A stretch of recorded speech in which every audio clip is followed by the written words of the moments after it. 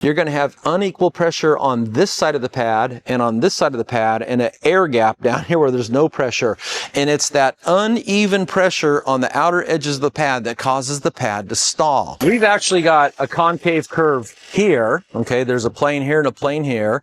Then we got the same plane here, then it goes to a plane up here. So there's two concave curves here. Now, if I just try to run this polisher back and forth,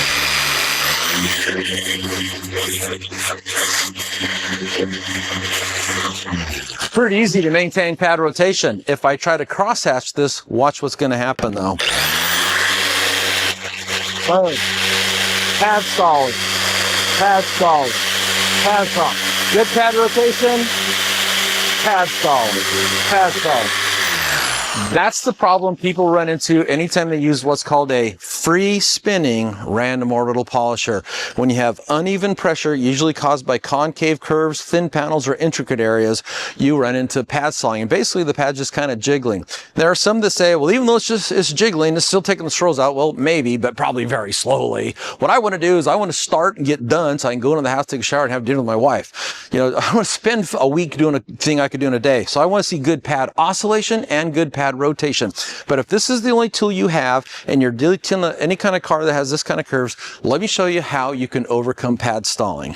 So instead of trying to do this crosshatch, here's what I'm going to do. I'm going to tackle this plane, so this curvature here, this raised up, all by itself. I'll cover this, I'll polish out this section, I'll polish out this section, this flat plane becomes a section, this flat plane is a section, this is its own section, and that would kind of look like this. So the big section's easy, just hold the pad flat.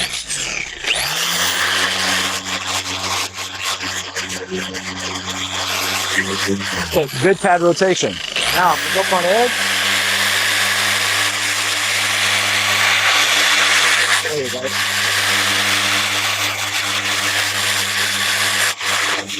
Good pad rotation. Over here. Good pad rotation. And notice how I'm holding the tool. I'm holding the tool in a way that I can't put too much pressure down on this, because if I do, I'm going to lose pad rotation, pad oscillation. So I use a lighter touch. I get it so I can kind of feel when I'm flat on that panel, but I can also visually see when that pad is flat on this plane, this section of this panel, it's also going to rotate very efficiently also. Anyway, so that's one way to tackle pad stalling using the tool that's already in your hand. Let me show you a couple other ways though, but it does mean buying a different tool.